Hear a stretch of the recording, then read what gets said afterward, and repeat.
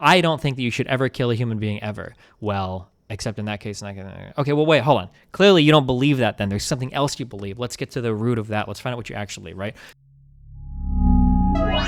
My general belief is I feel like if you have a certain political position, I feel like it should be justified. What I mean is I feel like we should have logically coherent and consistent ways by which we take questions, apply some rigorous moral standard to them, and then generate answers that will be consistent with the answers that we'd give to any other question. So there's two parts to this. One, if something is not consistent, it is meaningless, okay? What I mean is that in any given system, you have rules for that system.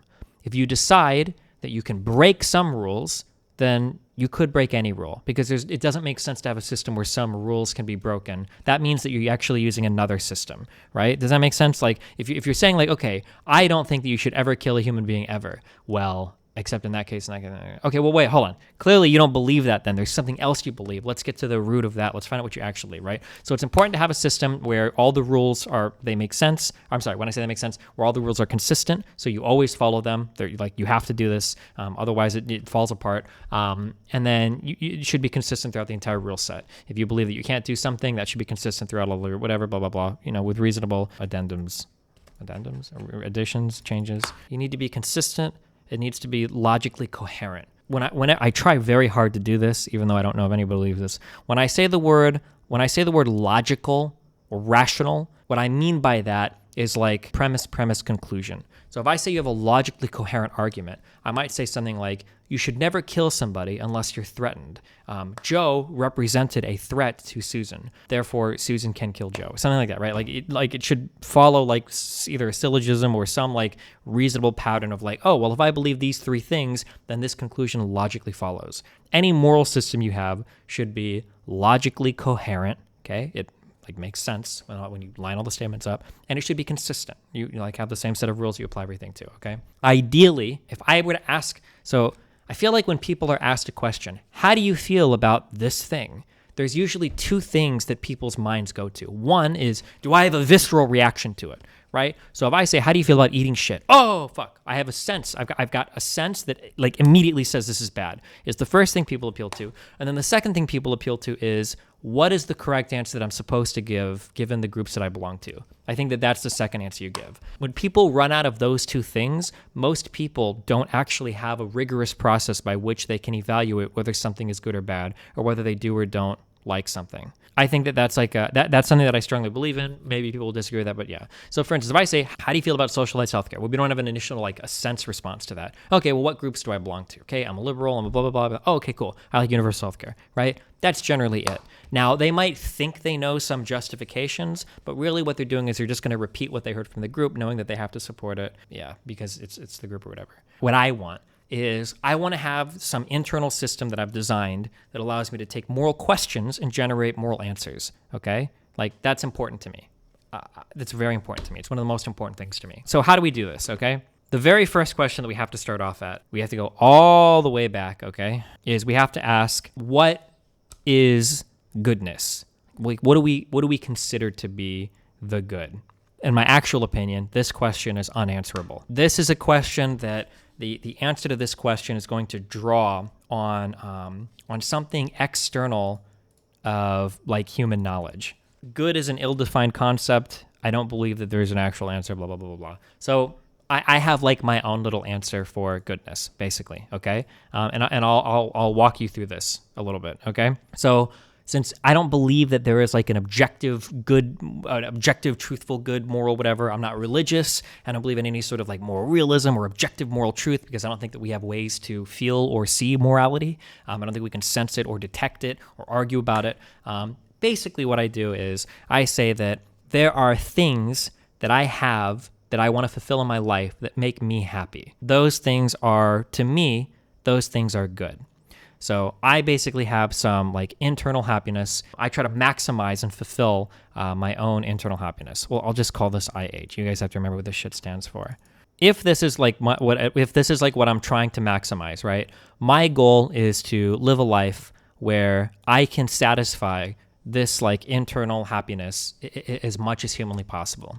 Now, typically, okay, because I'm not a god, all right? I'm not like capable of doing most things on my own. I can't hunt on my own. I can't create clothing. I can't build houses. There's a lot in my life that makes me happy that I need, that I can't provide for myself. What I need to do is I need to get this from other people as well, right? As a side note, I assume that everybody else functions off of this very same moral principle. Now, people are going to argue that they don't, but I think they do. What I call internal happiness, I think they call religion or some other weird bullshit or Kantian, deontological. I don't care. I think that most people try to satisfy some internal preferences they have. So what I realize is I can't satisfy these on my own, so I have to satisfy these by way of interacting with other people. In order for them to be motivated to satisfy my internal happiness, I have to do something that increases their happiness as well, right? So like economics, I wouldn't say that happiness is like a zero-sum game, right? So if one person on his own can generate 5 units of happiness and another person can generate 5 units of happiness, I think that these two people coming together could generate 50 units of happiness. The more people that work together, the more overall like happiness that you get. So if I agree with this, right? So I want to be happy, and I want to maximize the amount of happiness for myself. I need to have other people around me that are capable of like feeding into my own happiness, right? I have to have like a group of people, family and friends, society, whatever you want to call it, that are capable of like satisfying the needs that I have, right? So this might be, we'll just put like house, clothes, friendship, subs.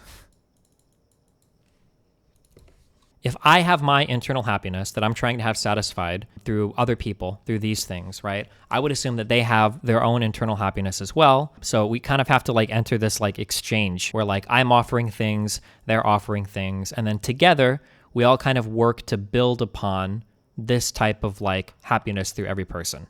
This is like roughly my moral view of like how the world works. I think that everybody's trying to satisfy things that make them happy individually, and I think that we do that by satisfying each other's like desires and wants, so that we all like kind of like work off of each other's happiness, make each other's happiness. Is there an argument against this idea? I think this is the best way to view things. I think that if you go through this model, I think it gives you a good understanding of how other people work. I think it gives you a good approach to other relationships. I think it gives you a good approach to how the world works. If we take this little mini model here to be true, from this position, we get into this kind of world where we have, I guess you could call this a form of like social contract. So basically, what this is I agree to respect some rights that you have, and you agree to respect some rights that I have, and then by way of doing that, we all kind of like ensure this like better world for all of us. However, it should be noted, okay, the only reason, okay. That's like on an individual personal level, right? Okay, so, all right. I would say that all of this up here, okay, roughly, all right, and the philosophy bros and retrievers, I would say like roughly up here, I would call this like meta ethics, kind of, okay? Basically, I'm trying to figure out like, well, what do I consider good? Technically, it's a little bit deeper than that, but whatever, right? So this is like good, okay? This is the goodness. The goodness is other people make you happy, you make other people happy, okay? Boom. All right. Now, if I want to figure out like, how do I apply this consistently throughout all of society? How do I create a society where everybody thinks this and we all work together and everybody's happy, blah, blah, blah, blah, blah. We're going to call this little bullshit is basically, this is going to be something called rule utilitarianism, okay? Which is like a little branch of consequentialism.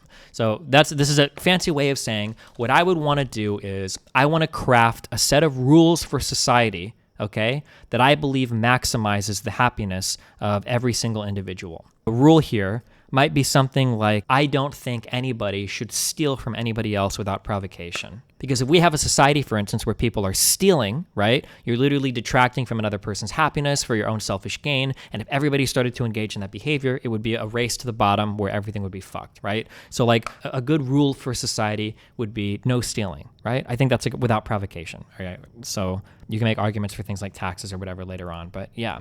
How do you come up with the rules? Do you self-reflect, / does it come from yourself? So like a rule would just be anything that like I think would maximize like my personal happiness. So I'm being a little bit vague or vacuous with the term personal happiness there, because what I'm assuming is the assumption that without provocation means nothing if you don't define that term. So when I say like provocation, what I mean is like is there a justification for doing an action that increases the net happiness in society? Is there a justification for performing a certain action that makes everybody better off if everybody like adheres to said action? So for instance, a form of theft that I think would be morally justifiable would be a thing like taxes, okay? So how are taxes justifiable? Because if I steal a little bit from the wealthiest people, the amount that they lose, the impact on their life is going to be very little, but the net gain in happiness between everybody else in society is going to be very high. And also, when everybody else in society is super well off, your net gain in happiness is going to be higher off as well, right? Take, for example, a business owner in a city. If he's taxed and other people are taxed a little bit higher, everybody else in the city makes more money. That means that that business owner has more people to sell products to. Less of his tax money is being wasted on like crime enforcement, et cetera, et cetera, et cetera, et cetera, right? So theft would be a form of like justified thievery. How do you balance between social well-being and rights? I mean, I would argue that rights that exist, I think, would be an extension of things that contribute to your personal happiness. So for instance, I have a right to bodily autonomy. The reason being, I don't know if I could be happy in a society where other people have a right to use my body against my consent. Generally, I would say that like the function that rights serve is rights are kind of like a shield to protect you from other people fucking with you, right? Rights are something that basically serve to make it so other people can't come in and fuck with your internal happiness, basically. So we have rules in society, blah, blah, blah, blah, blah. Okay, so do I want to talk about like tit for tat systems? No, I don't think so.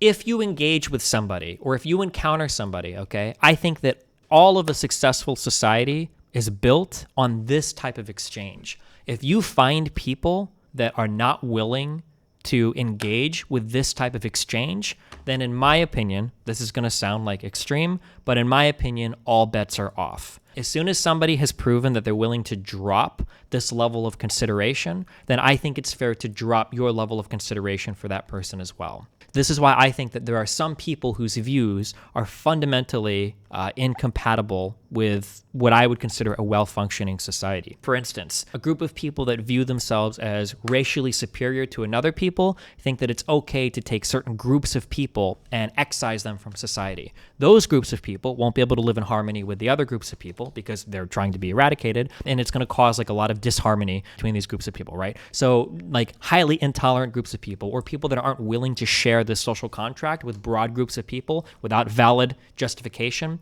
So for instance, if those other people aggressed on them first or whatever, would be people that I would consider like unable to reciprocate like or be a part of like these types of societies. So this is like a general rule, okay? General rule is that I need some reciprocated value here for me to want to reciprocate value with you. Reciprocated values, right? We'll just say that. None of these terms actually mean anything. You can say whatever the fuck you want.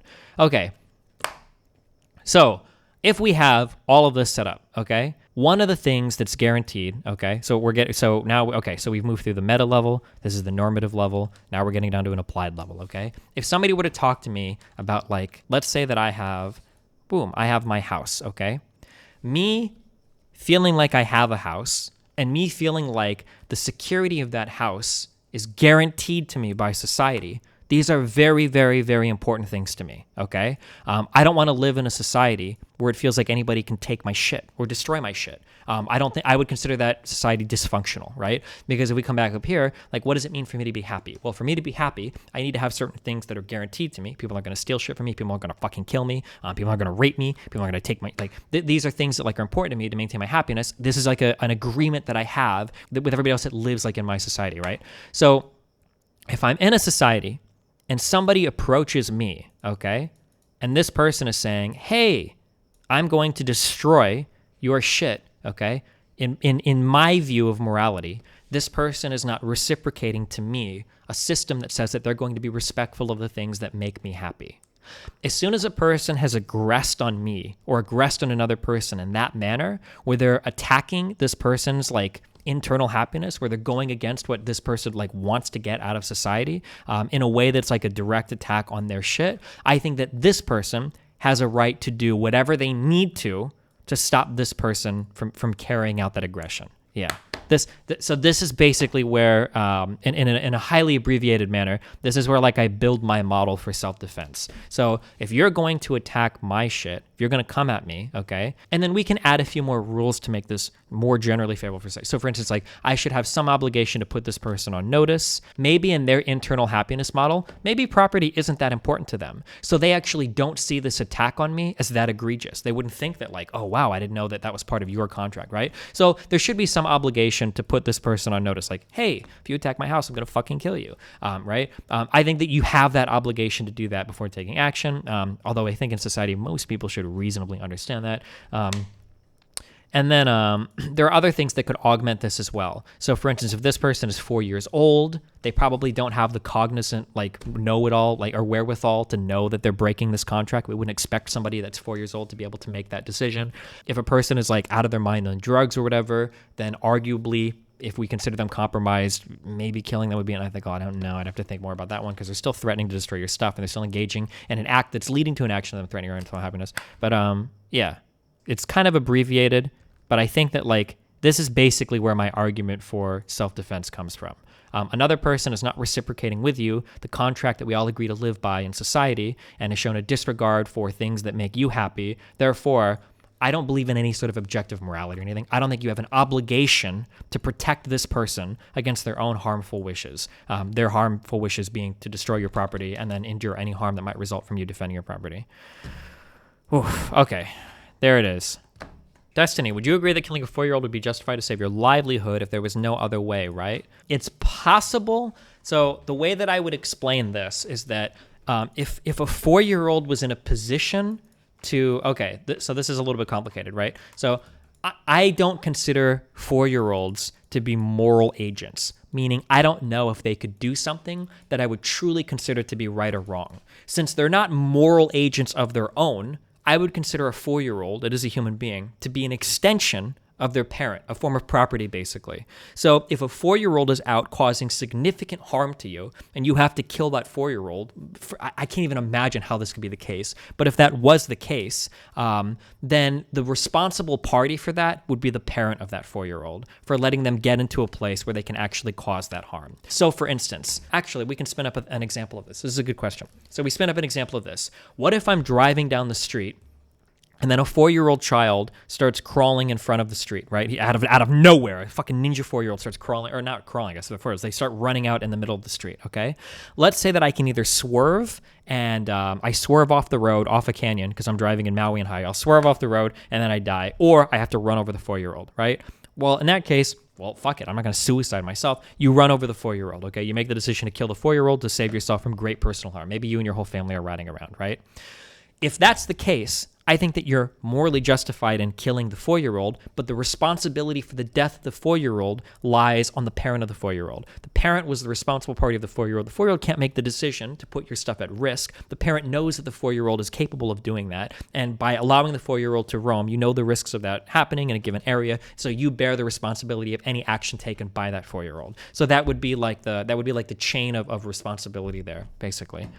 Can you apply that logic to defending someone else's property? For sure. So let's say that I have a piece of property, and let's say that I feel like that property is threatened by another person, okay? Another person is going to come and destroy my property. Let's say that they have 5 friends, okay? So let's say 6 people are coming to kill or destroy my property, right? If I know that I can't defend this property on my own, and I know that it's going to significantly curb my, internal happiness to lose said property, I think I should be able to reach out to society and say like, hey, can you please help me defend my shit?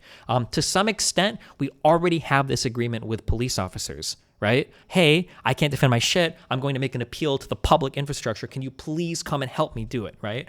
In the case that a police officer isn't available, maybe you ask a friend. I don't think there's anything necessarily wrong with that. I would expect that if somebody was threatening somebody else, it's okay to ask somebody else for help for it. If I was at a bar and a 6'9" dude came up to me and said he was going to fucking kill me, I would ask a friend for help. I wouldn't be expected to deal with that on my own. I don't think that burden should be placed on the victim of an aggressor. What if people don't follow your rules and that society's fucked, and no matter what they do, they get shit on, aka civil disobedience?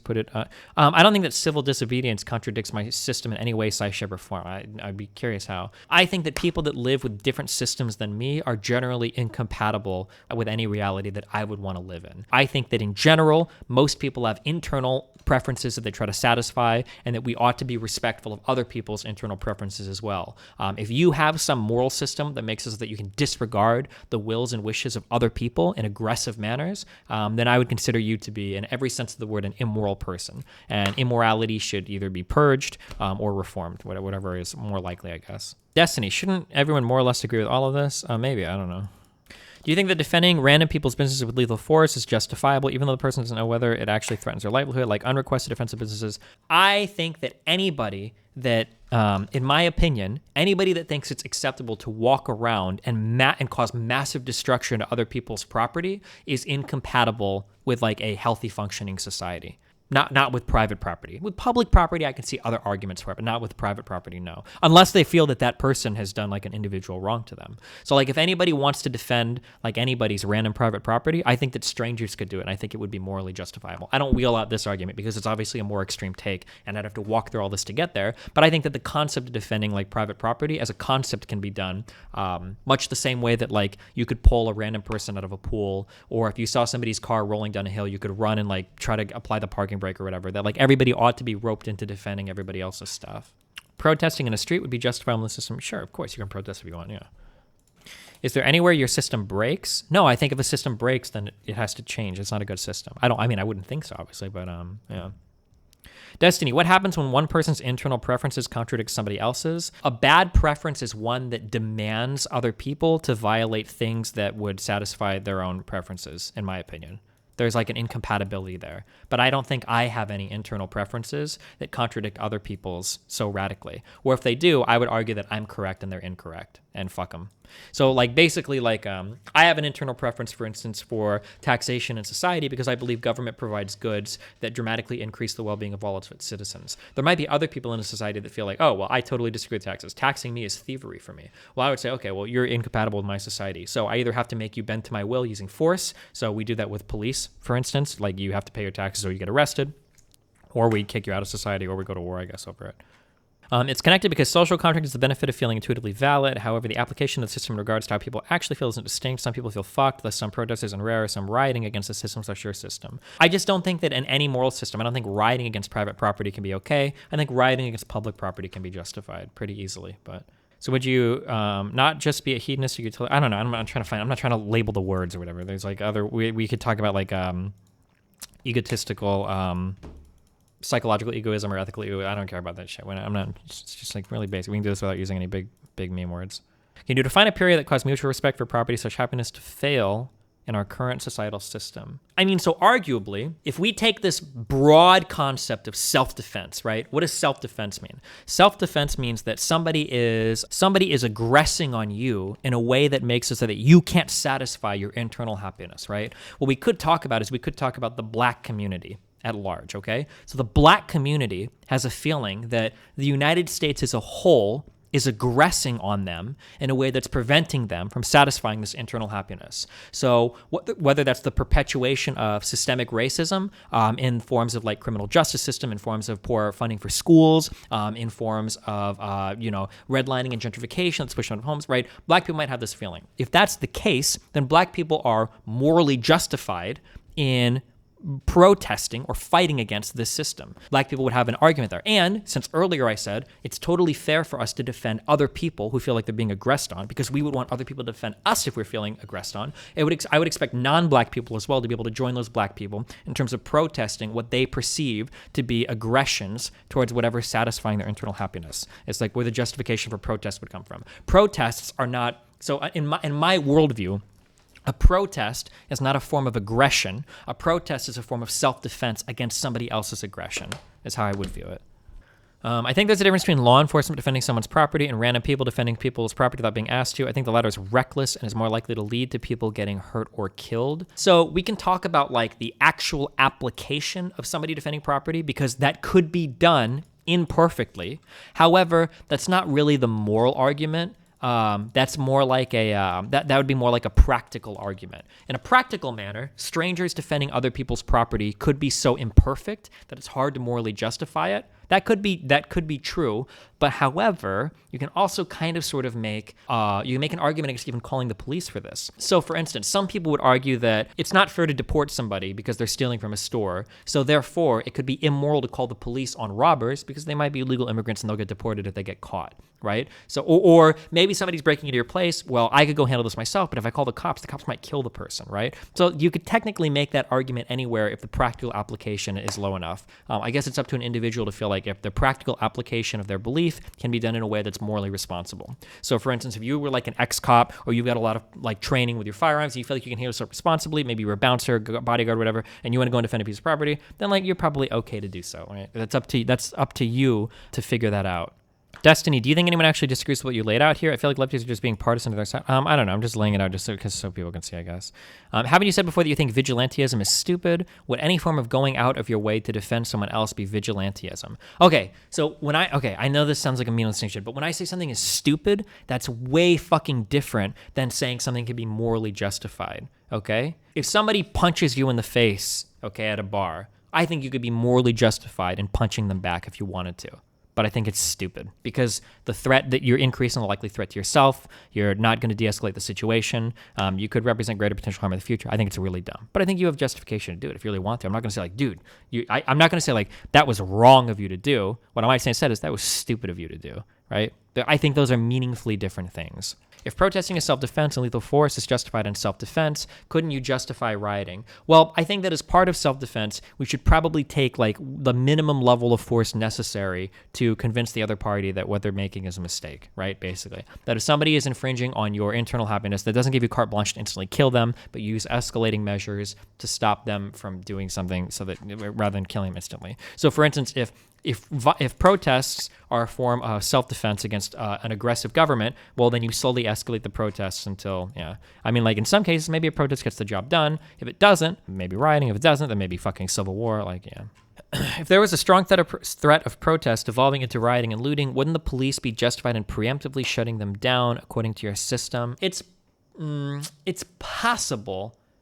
Like, if you thought that there was such an extreme level of harm that would be disproportionate in counter to the other harm being committed. So if the defenders were preparing to enact an extreme form of harm in response to a perceived aggression, I think you could preemptively shut down defenders. Sure. So if I were to think of a small example of this, let's say that somebody at a bar is walking up to somebody and they're kind of drunk and they want to punch this dude, okay? I'm drunk and I'm going to punch you because you're black and I hate you, okay? All right, and the black guy sees the dude and he's like, oh, okay. Now, I think that the black guy could be morally justified in punching him back, okay? I'm just using black guys, maybe the guy's racist, but whatever. The guy could be justified in punching him back, but what if I see that the other guy has a knife in his back pocket and he reaches to pull that knife out, right? I think that you could run up to the guy that's holding the knife and knock him out, okay? Even though he technically hasn't done anything wrong yet, but like if you perceive that he's about to respond to an aggressor with an insanely disproportionate level of force, like more than he needs to shut down the aggression, then I think that you could preemptively take actions against him. Sure. So protesting is valid if you've got like good reason to believe that protests could turn massively fucking violent and cause a disproportionate amount of damage in relation to what they're protesting, then I think that you could be justified in shutting that down beforehand. Yes. This is often done in Europe when police hear that football hooligans join protests and there is a large chance of riots. They forbid the protests. Sure. Destiny, is an individual morally justified in defending all the property they own, or are they only morally justified on their property is necessary for their survival? If the former statement is true, where would the line be drawn as to when? I think that all private property is defensible. I don't want to live in a society, okay? I do not want to live in a society where my shit can be fucking destroyed and I have no way to stop it. That would be like an important part for my internal happiness. If I want to be able to defend my stuff from a would-be aggressor, I ought to have the right to do that. Morality is more complicated than internal happiness. I disagree. I will wholly argue and stay mad. All of metaethics is fucking trash, garbage, waste of time. It's philosophers that are bored as fuck circle jerking against other philosophers that are bored as fuck because they're just out of circle jerking. Fuck everything about metaethics and figure out what is actually good bullshit. All of us have things in life that we want. We try to satisfy those wants. That's all morality is, okay? So everybody who disagrees, suck a dick. Were the militia in the Kenosha case generally defending property, or were they counter-protesters attempting to intimidate a combination of protesters and rioters? I mean, that's a question that seems hard to answer. However, based on the videos that I've seen, okay, Like, we have to, what I think is really important is to look at the order of aggression, okay? So in Kenosha, my understanding is that one, there was a curfew, okay? So if we're out past curfew, now we have one level of aggression from the protesters that has already put the other side on the defense, right? Because if you're violating curfew, there could be reasons why. Now, maybe they're just there to continue to protest, in which case, oh, fuck it, curfew is fine. However, if they're violating curfew and they start to show that they have the likelihood or the proclivity to start to destroy property, well, then they're continuing to up the level of aggression. If this is true, then people that are there for the express purpose of defending property, like, I think that by virtue of having guns out, you've put the other side on notice. Like, hey, you start fucking shit up, like, we've got guns, like, don't do it or whatever. As long as they're making, like, reasonable efforts to maintain their position and not, like, also aggress. Although at that point, it's hard to say that the people with the guns there are aggressing more when the protesters are already out past curfew and still contributing to destruction of property.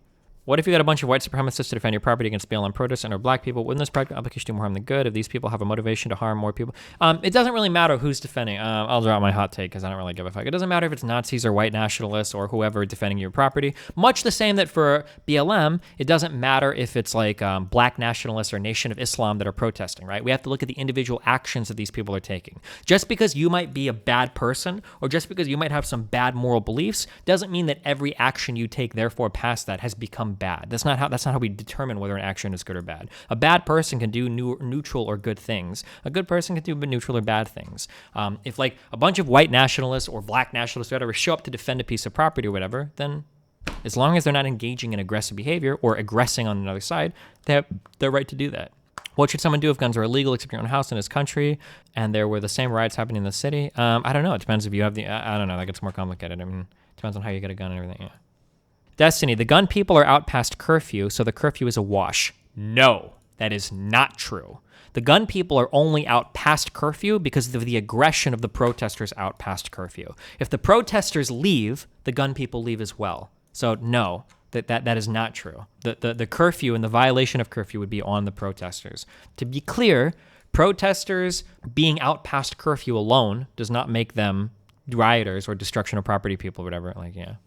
With a militia defending, okay. Well, you're saying express purpose of defending property, but my question was, were they actually defending property? Was that their genuine purpose? Contrasting with the Koreans top of the shops, unapproachable tourists genuinely defending property with their weapons. Here we have a kid getting separated from a militia, running around a riot with a gun on their back. It doesn't look to me like a group of people sitting on the top of...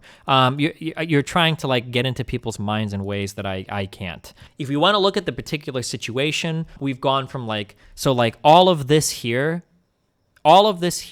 is... deductive. So when I say deductive, when I say that something is deductive, an example of a deductive thing might be all men are mortal, okay, is our first proposition. Socrates is a man, okay, second proposition. If Socrates is a man and all men are mortal, Socrates is mortal. That's our conclusion, okay? When I say something is deductive, that means that by virtue of the logic in the argument, it is true, period, full stop, right? Now, if we're trying to figure out why was Kyle in any given area, we've moved away from the realm of the deductive, and now we've got to go into the inductive, right? So inductive might be, I walk into a room, a person is holding a smoking gun, and another person is laying on the floor shot. Inductively, it seems as though this person has shot the person laying on the ground. I don't know that. That's not 100% true. That's not logically 100% true. That's an inductive argument. So why was Kyle at any given place? Well, when we speak to the intentions of any person, we almost always did inductive. That's not to say that inductive is shit or whatever, but like it seems to be the case that Kyle wasn't there to murder people, and we can inductively argue like, well, why do we believe that? How were his actions? Did his actions seem like he was more as a murderer or as like a protester, anti-protester, whatever? Like we have to go into that, but yeah. The problem here is you're advocating for the unbalanced power structure of the curfew. More or less, it sounds like you're saying people just need to follow the curfew and be controlled, which is the whole point of the protests. Wrong. I reject that. So one, I am saying that people need to be controlled. Nobody disagrees with that. Some level of control is good. We don't want a whole city descending into chaos or mayhem, number one, okay? Number two, the whole point of the protest is not to break curfew. The point of the protest is to put the police on notice that shit is fucked and to gather support across the country and to raise awareness about, fucked up issues related to police departments. That doesn't require you to riot. You don't need to riot to be a protester. You also don't need to be out past curfew to be a protester. Most bad things with these protests are generally happening past curfew. You can protest just as well in the morning. Don't you think having a bunch of metal folding door to protect their livelihoods could have stopped a lot of looting? Maybe, but I don't know if it should be an obligation of a person. Just because you don't have the particular piece of defensive like infrastructure doesn't give another person the right to loot your stuff. Would you extend this justification of self-defense to everywhere internationally, regardless of each country's stance on guns, etc.? I ask this because there are times you mention having guns as a God-given right. Glad to be American. No, countries have different amounts of guns. Oh, no, I'm sorry. We have to be very, very careful. I'm sorry, please try to be careful when you contextualize what I say, okay? So right now, I'm having a very fundamental level, like philosophical discussion with you. So what I say here is like 100% rock solid, like this is what I believe fundamentally. When I say you have a God-given right to have a gun in another conversation, I'm talking about like with respect to the Second Amendment, with respect to American laws, etc. I don't believe that having a gun is some fundamental right that massively contributes to my internal happiness, that if it's threatened by another person, I can kill them, right? Other countries, like, I can totally conceive of a world where I live where nobody has guns and we're all totally fine. Yeah. I understand self-defense when it comes to property like housing and businesses, but where is the threshold? What about a stick of gum you own or something? I believe that could escalate to a lethal situation, but then that's on the aggressor. For instance, let's say you have a piece of gum, somebody tries to take it from you, like, no, fuck you, you pull the gum back. And they say like, well, fuck you. If you don't give it to me, we're going to fight over it. I'm like, all right, well, fuck it, let's fight. Let's say that the person pulls out a knife. It's like, okay, well, I'm going to fucking stab you. It's like, okay, we pull out a gun and you kill the person, right? You're not killing them over. Now, the way that people look at this is like, oh, you killed them for a stick of gum. The gum was worth more than their life. No, it's not that the gum was worth more than their life. It's that they made the decision to aggress on me knowing that their life was on the line for it, and they decided to take that action anyway. And I think that if you've put them on notice and you're defending something and they know the consequences, if they attack you, then that's on them. They decided that their life was worth a piece of gum. That was the choice that they made. You're not responsible for the consequences of their action, even if you're the one doling out the consequences. It's kind of like when a teacher says, I don't give you grades, you earn grades. Just because a teacher fails you on an assignment doesn't mean it's the teacher's fault that you failed. Much the same way that if you're defending property and you've put the other person on notice, I'm going to kill you if you attack me, it's not your fault that they died, even if you were the one that ultimately might have killed them attacking the property. What about a mentally ill person? So depending on the level of mental illness, we would say that the mentally ill person isn't considered a moral agent the same way that a child wouldn't be. And that mentally ill person should be under the possession of another entity, either a family or a government or whatever. And that person doing things is a failing of whoever their like caretaker should be. Wait, okay, so I do have an issue with you in principle. Do these rules you have in your form of utilitarianism have exceptions? Like if they in certain circumstances cause more harm than they prevent?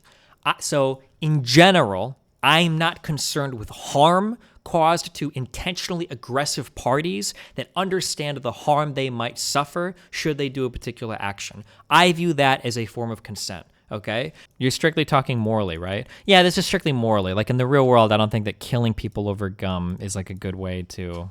I don't think it's a good way to run society. Although maybe, I'm not sure. Destiny, something about this feels off. Like you can conjure any kind of consequences you want for even minor infractions. Well, like, like in general, I think that like the consequences for breaking a rule, like if we're talking about like public rules for public safety, I think that's a bit different than aggressing on an individual.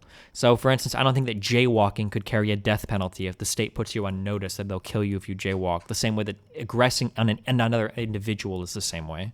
What do you think the long-term ramification of that could be? Someone could then show up with a gun themselves to take that gum, and that could be a worse outcome for you, maybe. Well, then you'd call more friends over to do it, I guess. Like, the thing is that, like, the ramifications of my system ultimately ended maybe a civil war if it gets to that level, but then it was always going to get to that level anyway. But the ramifications of the other end are, well, people should just be able to steal and take whatever the fuck they want as long as you can't stop them, since you can't use lethal force. I reject that world. I reject a reality where people can break in, steal shit, fuck with people, or do whatever, because you can't kill them as long as they don't threaten you. I reject that moral world. I think that the internal happiness of more people would be threatened than that world versus another one where like, hey, if you break in and steal people's shit, they might kill you. Like, I think that in that world, I think that we can be respectful enough of each other's properties and each other's persons that we shouldn't be running into that like circumstance too often. That's morality of guns. Does this scheme require a standing army to protect the society, external agents, and sufficient? Talking about like wars with other countries gets more complicated. I don't want to get into that right now. So morally, you are justified in escalating over the gum, but practically, if the item is important to you, you should drop the interaction. Practically, it sounds stupid to kill somebody over gum for a variety of reasons, but morally, if they're put on notice, if they're like fully like cognizant, they're not like sleepwalking or whatever. They're making the choice. That's the choice that they're making, right? Here's an example. Let's say that stepping into somebody's backyard if you know that that could kill you, right? Should you do it? Like, okay, well, let's say that you do it and you get killed. Like, if a person kills you, everybody would be outraged. Oh, they just stepped in your backyard. But like, you kind of accept the consequence. Let's say that like a bear lives there instead, right? Well, if you step into the yard and a bear is there, the bear is going to kill you, right? I think that like, if you know, like, I feel like you consent yourself to that harm. If you know that if you've been put on notice, okay, whether it's a bear roaring at you or an angry old fucking white dude with a rifle pointing at you saying, hey, if you cross this area, I'm going to fucking kill you. Like, you've been put on notice. Like, if you're doing it, to some extent, you're consenting to it. Like, if somebody consents to the consequences you set for them that suggest fucking stupidity on their end, it does not automatically justify the consequences you impose on them. I disagree. I think it 100% automatically justifies the consequences I impose on them. On the flip side, for you, I don't think that somebody being stupid allows them to impose themselves and aggress on your individual rights. That would be the flip side of what you're saying. Well, if somebody's dumb enough, they should be able to aggress on you without consequence. I disagree with that. I reject that.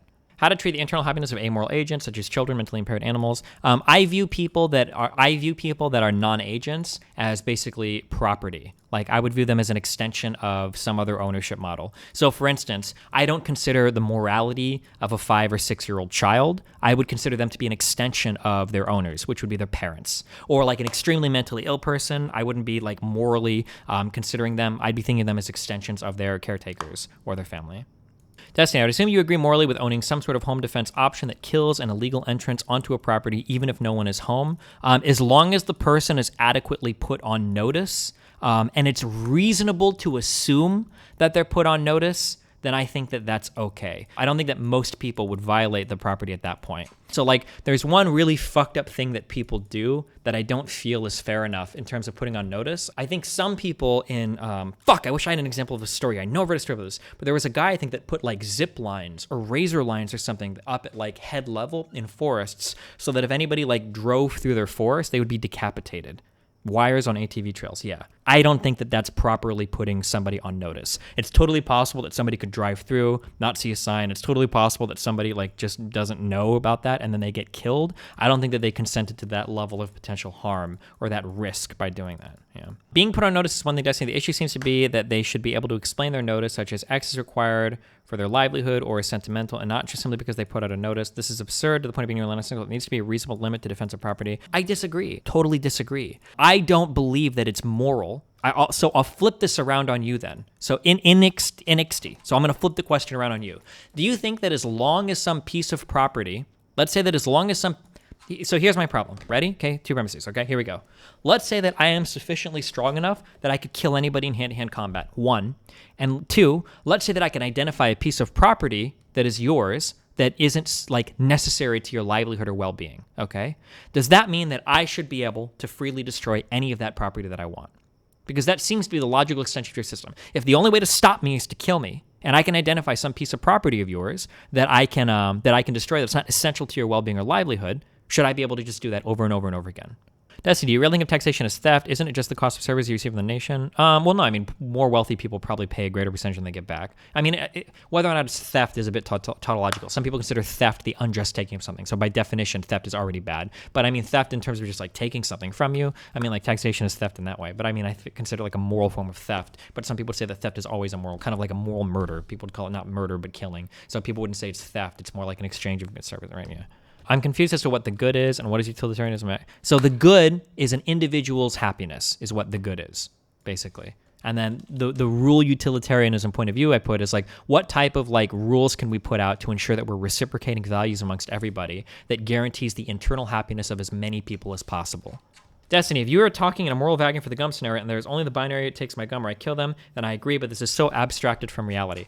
Okay, you have to stop this, okay? If I ask an engineer, okay, an architectural engineer is very fucking rarely going to have to deal with like 3 + 9. Probably ever.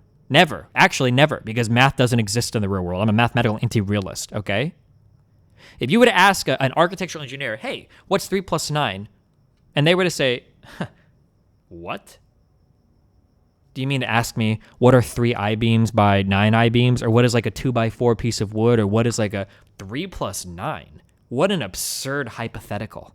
I've never seen 3 plus 9 in all my days of architecture. What a stupid and foolish question. If you can't answer an abstracted, simplistic, absurd hypothetical, that means that you don't have this foundation. You have no moral principles to stand on, and instead you're appealing to some vague form of intuition to try to generate you moral answers, and you can't have the conversation. You absolutely, if I ask you a thing in a vacuum, you should be able to give me a yes or no answer. Now, if that yes or no answer disagrees with the practical application, then you should be able to explain why as well. LOL Destiny, you just talked through the example of whether or not killing someone over gun was morally justified. Do you understand what I just said? Does he not understand what I just said? Do most of you understand what I just said? Do most of you understand why this guy's comment is really fucking stupid? Or Destiny, booby traps are not considered self-defense because they're proactive and not reactive. It has nothing to do with giving someone sufficient notice. You have to react to imminent danger from a neutral state. In other words, you must be the agent that responds into the danger. It cannot be automatic. That's why you're not culpable. You're talking about legal shit. I don't give a fuck. I don't care. I don't know why I just wasted my time reading that argument. I think murder should be in the societal contract to be in the hands of the police/professional problem solver as a last resort in problem cases and not the... Okay. So what all of you have to answer, and you could bite the bullet on this because we might have a fundamental disagreement here, is what you have to say is, if certain people are trying to destroy your property and the only way you have to defend yourself is through lethal means, do you always have to just back off and let them destroy whatever they want? I don't think that I should have to compel another person to do that, okay? If a woman has spent 20 years building her perfect garden and she has it and she loves it and that's what she spent her life doing or whatever, and some guy is walking up with a Molotov cocktail saying, I'm going to burn all of your shit to the fucking ground. And the woman can very easily run away and be safe. The woman can very easily back off. And the guy's not going to kill her. He just wants to destroy her fucking shit or whatever. I don't think that I have a right to compel the woman to abandon her stuff and say, oh, sorry, you got to let him kill his shit. I don't think so. I think that she has a right to say, listen to me. I'm putting you on notice. If you're going to continue to advance and you're going to try to destroy my shit, I'm going to kill you. Now, the ball is in your park, okay? You can make the choice on whether or not you want to accept that consequence, but now the choice is yours. I've told you what's going to happen if you do it. I think the woman has every right to defend her property in that case. I don't think that she has to be compelled. I don't think she has to be compelled to abandon her stuff against a would-be attacker. I feel that it's really hard for people to overcome the absurdity of a situation. So frustrating. Sure. That's your example of us continually adding things to the pile of items destroyed. At a certain point, that pile of near worthless items becomes worth something correct. Also, the time required to defend items of little worth. I agree that you should be able to defend items of value. I'm just wondering what the lower limit reasonably is. I don't know. If I go to the extreme hypothetical that I'm given, I don't know if I think there needs to be a lower limit. I think that if you sufficiently put somebody on notice and you've exhausted all other means to get them to back off and they continue to push, then I think that you have a right to defend it with lethal force every time. Daisy, someone in Twitch had asked, if you don't consider children moral agents in your world, could killing them with the consent of both parents be moral? If you don't consider children moral agents in your world, could killing them with the consent of both parents be moral? Ooh, that's a really interesting question. Intuitively, the answer is no. Why is the answer no? I've always joked, the thing is there's an old Peter Singer argument for abortion that allows you to abort your kids up to like 3 or 4 years old, I think. Just because you don't have moral... Okay, I think this is a disconnect. Just because you don't have moral agency doesn't mean you don't have moral consideration. I think that those are two fundamentally separate properties. So I think that a child can have no moral agency, but I think that they still must be endowed with some level of moral consideration, would be the response to that. Why are they? This is a deeply unsatisfying answer. But the reason why they are is because they're humans, and that's it. That's the only answer. There is no reason why. I don't think that morality is a real thing. I don't think there's a good way to answer it. But I would build that answer into my internal happiness model. And in terms of like reciprocated values, that like in order for society to function, children need to be able to grow up and be happy and healthy. And that if we had a society where people were just allowed to kill children on a whim, that society would probably be pretty fucked. Extend that to animals then. Or what about a hypothetical proto-human thawing from hypothetical proto-human things get interesting. Animals I don't really care about because animals don't represent any threat to internal happiness ever. It's a pretty cold or fucked up answer, but I think it's the only good one. So not morally responsible, but still the subject of morality. Yeah. Destiny, why are so many leftists opposed to any form of civilized militia? Based off your reasoning, wouldn't it generally be positive something with respect to protecting people's internal happiness? Do you consider yourself an ally? I don't know. I don't know much about militias. If they're reformed responsibly, then sure. You could also go with the real point of view. We cannot exist in a world we could have been executed as children, therefore we ought to not execute children. Yeah, maybe, yeah. I think that children still have, like, internal happiness that needs to be respected, right? And children can also contribute to the internal happiness of other people. Do we consider capacity to gain moral sentience is considered moral worth? No. We don't go by future... We don't evaluate a current person based on future probabilities. If that was the case, then we would be like pro-life. We would have to be anti-abortion. But I don't think that we can make current decisions now, like weighing, like, I don't think that we can consider, like, a non-existent life. I don't think that non-existent life has moral consideration, if that makes sense. Do you think a person can sanely forfeit their moral consideration by taking the gum? No, I mean, they could do it for a few reasons. Maybe they think they won't suffer a punishment. Maybe, I don't know. They could do it for a few reasons. Do you have a different take on the moral, intelligent animal? No, I don't care. I don't care about any animals. It just has to be by humans, yeah. So you admit that this is just a personal thing made up and morality doesn't exist. Yes, Edgelord 666666. I already said that, yeah. Destiny, this doesn't mesh with your other beliefs, and you are somehow going over it quickly. The reason you value other people is because they can uphold the social contract. Children cannot do so. Children should only be given rights insofar as it benefits other adults. Yeah, but I mean, I think that's generally what we do, right? Like, children are only given rights. Like, we violate the rights of children all the time, right? So, for instance, we force them to go to school, we force them to go to bed, we force them to eat food that they might not want to eat. But we generally do all of these things for, like, the well-being of the child, right? Typically, anything that we force a child to do against its will, we're ultimately doing it for their own well-being under the assumption that these guys aren't capable moral agents that can make these decisions on their own, right? And then once they're 18, then they are capable of making these on their own. I agree. I would just say for edge case scenarios, killing children could be a net good, i.e. euthanizing excess kids due to population pressures or perhaps extreme illness or mental problems. Yeah, it's possible. It could be, sure. That gets into some very uncomfortable eugenics conversations. However, I will say, I think that a lot of pro-choice people unintentionally make eugenics arguments anyways.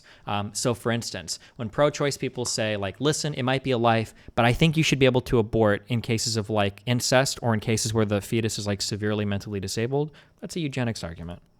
Can you explain the hypothetical of a business dying due to another business versus a group of people destroying it? How people in the panel were saying those are the same thing. So in society, we have the ability to compete with other people based on our economic organization, right? And currently our system is organized under a system of capitalism. Whoever can deliver the cheapest goods and services at the highest qualities to people are hopefully the ones that survive in the market and live in the market.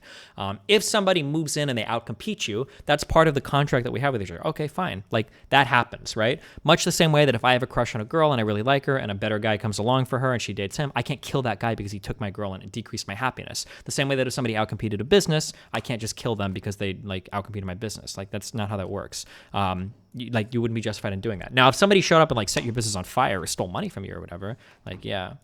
Destiny, ignoring future happiness seems to have some problems. Climate change may not be perfect, but do you think that extinction level events 200 years from now, which causes that originate particularly from now, have no more relevance? Yeah, I don't think so.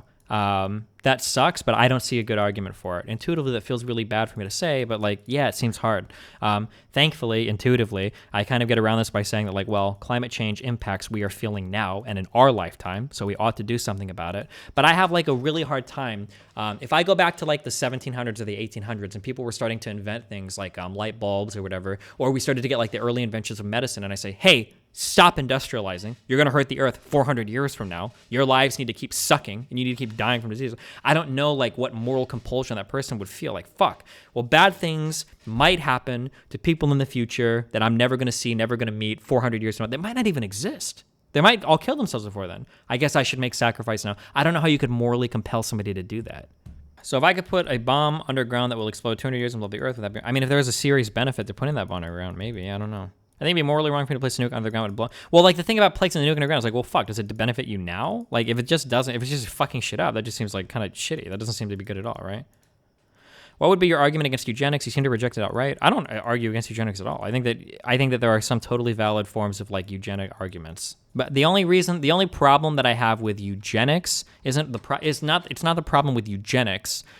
It's a problem with telling other people what they can or cannot do reproductively. That's generally my issue with eugenics. But I mean, like, I think some form of eugenics is like perfectly fine. Say, for instance, is Parkinson's the like ultra like genetically heritable disease? Yeah, there are like certain diseases, like these like genetic diseases that like are super highly transmissible or whatever. If we could eradicate these diseases by like doing like egg implants or like sperm donations or whatever, like I think that would be like a positive form of eugenics, is avoiding those types of pregnancies. I mean, that would be like okay. Eugenics for like people that like look a certain way, that gets a little bit weird. I don't think that's a good thing, but oh yeah, Huntington's disease, sure. Do you believe in objective morality? Of course not. The DDoS kid was a Twitch streamer. Can you not kill him since he's depriving you of your income as part of a competitive market? DDoSing somebody is not part of a competitive market. Much the same that going to somebody's store and burning it down is not part of a competitive market. You're like destroying somebody's business, like through an aggressive action to just like destroy or disuse their property or whatever, right? Assuming it was a legal action? No, if it was a legal action, then that's fine. If that's like part of the game, if people are like, oh, like DDoSing, whatever, that's like part of like the competition of streaming, then sure, that's fine. But that's because everybody in that has made that agreement, right? That's part of that contract that everybody has with each other. Let's talk about all right, I got like 2 more of these. I'm fucking tired, okay? Destiny, if attacking, retreating people isn't self-defense, since you have other options to deal with a threat, will this contradict the idea that attacking conservatives can be self-defense, since you also have the option... Other options where attacking conservatives don't actually mitigate through being deported, example. Oh, yeah, sure. Like, I don't think that attacking all conservatives is necessarily 100% immediately morally justifiable. This would be like a last resort type thing if all voting and all other measures have failed or whatever, sure. Is there any legal action a business can take to destroy your income which warrants a violent response? The thing is that legality should codify our laws. Legality, the law should be a codification of our morals. And if we're all operating under the same laws, then we should generally accept those business practices as being competitive. And like, just because somebody outcompetes us doesn't mean that we should, whatever, be like, we have to go kill them. However, the law is downstream from morality, meaning codify. Just because something is legal, a law, doesn't necessarily mean it's moral. So it is possible that a business could engage in such an unbelievably aggressive action that even though it is the law, you reject it, you disagree with it, you think that law exists in some way, and then you could start taking escalating measures that could end with violence.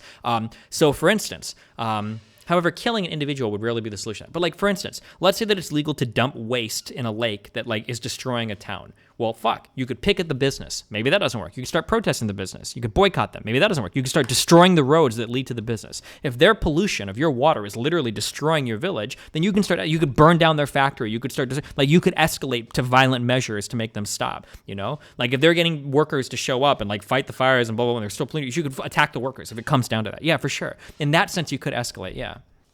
But it's impossible for the government to take a law that takes into account everyone's individual morality. Well, that's the goal of the government. It should. Most laws should take into account like almost everybody's like individual preferences. They should, yeah.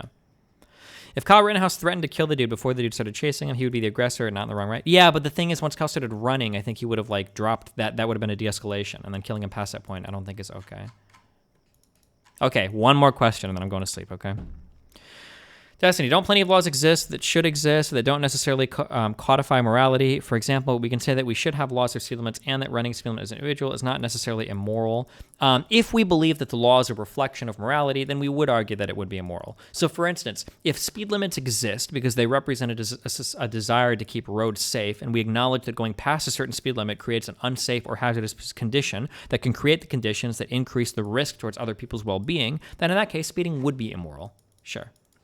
We can do more of these later. I hope that like something that I hope to demonstrate in answering these questions, I hope something that you maybe see, or maybe you don't, maybe it's all voodoo magic or whatever. Even if maybe you disagree with some of my underlying premises, like I would hope that like when you ask me a question and I'm able to talk through it and answer it fairly quickly, that it becomes obvious that like even if you disagree with some of these underlying foundations, by having this underlying foundation, you can ask me like a relatively difficult question, but I can talk through it like pretty quickly because I just have to appeal to like my my fundamental principles here. Like, oh, well, what if this thing were to happen? That would be crazy. It's like, okay, that would be crazy. Well, let's think, right? Are we aggressing on somebody's happiness? Like, if we are, like, can this person take reasonable steps to stop it? Like, if they can, like, are they doing so? Like, or like, if you're aggressing on somebody's happiness, is that a reasonable aggression? Like, there are questions we can ask. We can very quickly get down to like, what is the answer? Like, yes or no, as long as we have these like initial fundamental positions figured out. There might be some like really weird, tricky questions, like, what if we create an AI that turns into a human being that is sufficiently intelligent? Like, that might get